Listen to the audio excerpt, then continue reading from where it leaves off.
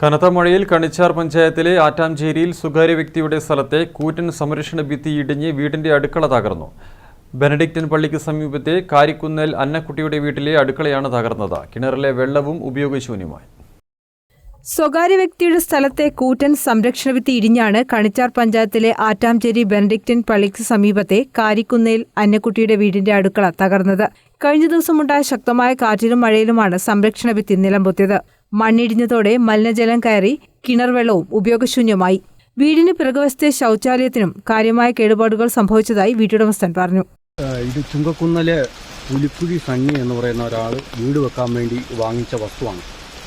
ഇത് കഴിഞ്ഞ വേനൽക്കാലത്ത് ഒരു 2-3 മാസങ്ങൾക്ക് മുന്നേ ഇയാൾ ഈ പൊടിമണ്ണായിരുന്നു ഇത് ഈ JCBക്ക് വലിച്ചിരിക്കി കെട്ടിയതാണ്.